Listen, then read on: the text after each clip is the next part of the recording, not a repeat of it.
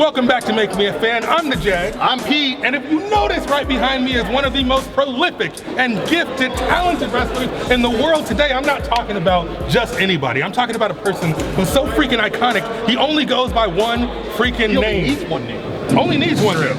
That name is Effy. Thank you. Oh, hell yeah. Yo, speaking of the one name thing, I used to have a last name, and I did an article for a Texas newspaper recently, and they used my last name. People were like, is he bringing it back? No, I'm not. I don't know why they called me that. All right. I mean, I think of Cher. I think of, like, I don't know, Prince. Right? Yep. There's a couple of people. There are only a few people. Jennifer who? Lopez. Nah, you gotta. There's Jennifer Aniston, whatever. Yeah, there's many Jennifers. There's many Jennifers. There's only one Prince. There's only one Prince. And there's only one freaking Effy. That's true. There is only one Effy. So we are here today at GCW Just Being Honest at the White Claw Cultural Center. Oh yeah. This is fantastic. What do you think of the building? So this is one of my favorite buildings to wrestle in because everything, you can't see it right now, everything is gold. Yeah. Everything is painted gold. Hell yeah. So you're wrestling in this, it feels like you're in a gladiator's arena.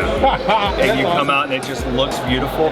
I don't mind losing if it's in a beautiful building. For sure. If the building's ugly, I'm going to try to kill it. Well, how's the Berwyn Eagle compared to a building like this? I like the Berwyn Eagle, but here's the thing, like, when I go to Disney World, right? Have y'all ever been to Disney World? Of course. Okay. I've ran marathons here. You know the deal. So you go in, Tower of Terror, for example, right? You know there's that room. Everybody goes in that room to watch the little video that you go through. When I'm standing in that room, I'm thinking about all the people that have been in that room. Bill Clinton's been in that room. Every celebrity's been in that room. Most normal people have been in that room. They go to Disney World. It's a big thing. So when I'm in a place like Berwyn Eagles Club, I'm thinking like, who's been through this room? Like, who's been around here? I remember being really impressed that Soraya Knight had wrestled in there before, and now I get to wrestle her on March 27th. Nice. I think there. Yes. I'm excited. Now here's the thing.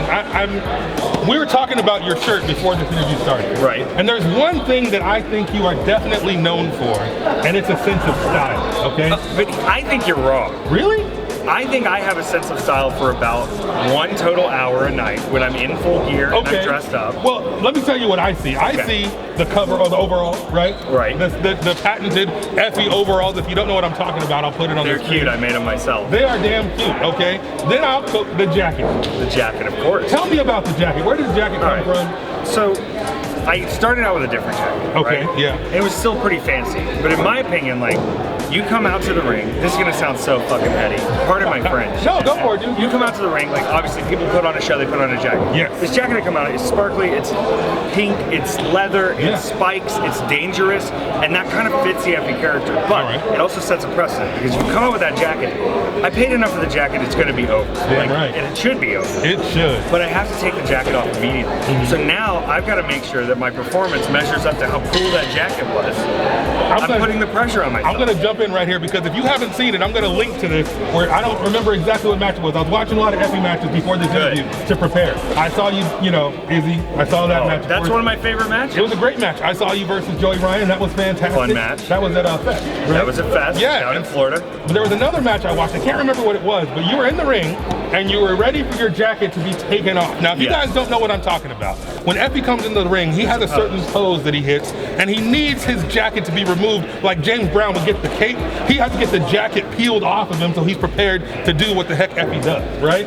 And nobody was taking off the jacket. Nobody was taking off the jacket. They didn't know what was going on, so you sat there, I mean, I don't know, knelt there, whatever, for probably like 20, 30 seconds. Get my jacket? Finally, I think a fan jumped in the ring and pulled off the jacket, and the fan was so freaking indignant. The fan was like, you freaking don't, and I was How dare you? I loved it, man. I was so excited. Steady to it. Oh, it was awesome. What people don't know, and this might be a little dark, that whole pose is to let the devil into my soul. Oh, wow. You know, once I get up and I finally fully stretch and I'm awakened, that's the devil. That's not me anymore. All right. I'm very lackadaisical when I come to the ring. I'm lackadaisical once I get in there, but once the match starts, I'm not lackadaisical. That's because the devil made his way into me. Now, the devil comes out to the ring to some Elton John. How did you choose that music? Okay, here's the thing. That Elton John song is one of the most punk rock songs I've ever heard. Okay. People don't know the story on this song, most people, because Elton John wrote this song as a fuck you mostly to Andy Warhol. Okay. What was happening was he was going to all these posh parties, he was going to all these Studio 54 things, and Andy Warhol would be like, play songs for us, Elton, play music for us, Elton, play this. And so Goodbye Yellow Brick Road is, hey, yeah, these are all the cool people in America, these are all the society people, these are the upper echelon. and I'm not working for free for them. So goodbye to this like magical little road of Oz. All right. Fuck you. I'm doing my art.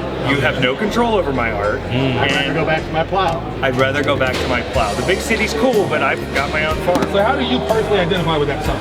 Because in the world of wrestling, we are told from day one how we are supposed to act, how we are supposed to, you know, treat our matches, how we are supposed to wrestle, how we are supposed to present ourselves. Yeah. And let me tell you something.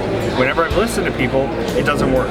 Whenever I've listened to myself, it does work. And I'm not gonna have, I'm not saying I'm averse to new ideas. I'm not averse to criticism.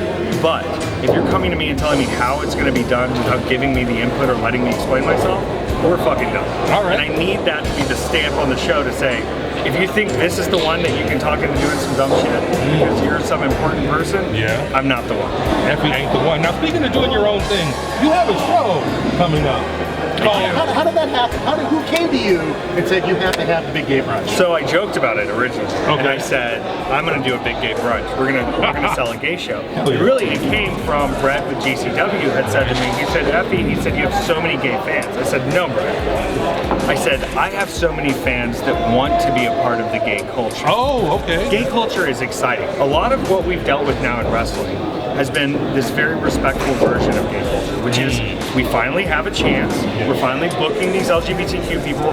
Let's do a polite clap and let's move on. But when I first started going to gay clubs and I was figuring myself out, it was rowdy and crazy and explicit and wild. And there was, I mean, like the visceral experience of gay culture at its peak is so intense, and I said we're being too safe with the way we're presenting this gay stuff, and we're kind of pulling back from our gayness to make sure it's still marketable enough, sanitary enough. Okay, all right. So I said, Brett, let's do a show that's gay as shit. Yeah. I think we can draw a lot of people to it. I think it's a fun concept. WrestleMania weekend is the time to do it. Yep. So he didn't get back to me at first. And so I just tweeted out, who the fuck's gonna book Effy's Big Gay Brunch? And I immediately had that DM. He goes, you were serious. I said, very serious. All right. And then we started just figuring out what we could do with this. And obviously, I do this thing where I undertake too much sometimes. So this sounds like a side point, but it's the same concept. I have a fragrance that's out. Okay. The Black Phoenix Alchemy Lab. They make the fragrance for me. I chose the flavor. I went through the prototypes. All right. But originally, I also had a fragrance that I handmade myself. Okay. I bought the perfumer's alcohol. I bought the scents. I bought the bottles. I bought All the right. final labels. I shipped. I did everything. Wow. Sold 100 bottles in a month. Nice. Sold another 100 bottles in a month. All right. But it was killing me to put this much work into it.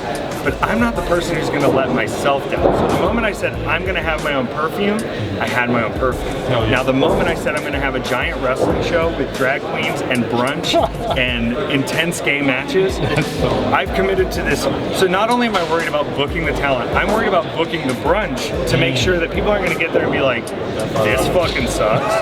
Brett said, I don't think people's expectations for the food are that high. I said, are you kidding me? I said, this is where you're wrong. Yes, I'm expecting mimosas. We need all of it. Southern California has set a high bar. Listen, gays have set a high bar on Understand, understood. So, Now, one thing I heard and I loved was the Bi-Curious Battle Royal. Son of a biscuit. Just the name made me howl. Like, you know, people say LOL bullshit. I laughed out loud. I had to tell him, have you seen this match? That is so freaking fantastic. And there's a beauty to a match like that, right? Okay, yeah. So, since I announced the show, I've gotten so many messages from people, wrestlers, who want to be booked. Yes. I'm going to read you guys shoot a message. This is why we created the Bi-Curious Battle Royal. All right. This is the whole conversation. What's up, brother? I'm available for your show on April 4th. In all caps, I wrote, you gay now? And he wrote back, no, but I 100% respect gays. Oh. So this isn't the first time or the last time, but I'm thinking in my head, if they're so desperate, that years ago it was, we're not gonna have the gays around, we're not gonna do that, we don't need gay shit on our show. They're so desperate now to be a part of the hot gay show that I think we can trick them into at least admitting they're a little bit bi-curious. That is awesome. And the joke to me is, you're so desperate for this booking and to get a little piece of the clout that we're going to create, that you'll admit now that you're a little bit homosexual to even take part in it. Wow. And I can't go into the full details. Yes. But I think this is the problem. In the internet age, you can't like book that far ahead because people are like, how you're going to book more straight people, you're going to have more straight people on your show, and you're making fun, and you're erasing bisexuals. Listen, I'm not. Trust me. I've had to say this a lot lately. Trust me, the joke is on them. Nice. Now, The joke is on them. you mentioned representation in the wrestling business, but the other part of it, and we kind of just touched on that, is authenticity. Authenticity. And being yourself, because when we talked last time, which was Slime Language, what was that, November? Yep. And we were talking about, you mentioned, and this is, I'm getting a little serious now, Yeah, if you don't mind. please. But you mentioned that a lot of gay fans, or I don't know, LGBTQ fans would come to you and say, I would never have come to a wrestling show, but since you're here, I feel safe. And Yes. that hit me in the heart.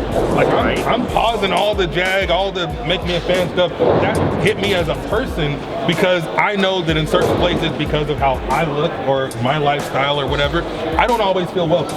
And for other people to have felt that way, first of all, it makes me pause and makes me feel pain, makes me feel empathy. But you know what's the craziest thing about all of it? What's that? Whether they would come to the shows or not, they were still fans of wrestling. Yes. So even though this thing that they like and they enjoy and they want to come see is unsafe for them or dangerous or not an environment where they are welcome for who they are, they still like wrestling. Hell yeah. So now to be able to say and show people that, like, if you know I'm here, and really it's expanded a lot, but if you see me on the show, we're not going to tolerate any of that bullshit. Yep. And I hope people feel comfortable enough that if they are feeling uncomfortable at a show or dealing with something like that at a show, I'm not too busy. Please come tell me, because the only way we get rid of it is to get rid of it. We did that show in Tennessee for GCW. Mm-hmm. We did a show the day before for Wombat, which is the Invisible Man's promotion. Yeah, we were just talking about that, yeah. But this building runs a lot of wrestling, the same way like the Mid-South Arena does a lot of different shows. Yeah. So some of the regular homegrown fans showed up, and some of the GCW fans showed up, and they were calling me faggot, they were calling me queer, they were saying you're dressed like a lady, and the GCW fans shut it down. Hell yeah. They said, no way. And I said, what a strange world we live in, where this place that was safe for them to promote hate and treat people poorly, we've infiltrated their safe space And said, and ruined it for them. Not happening. No. And that's the beautiful part about wrestling, because like you said, they were already fans.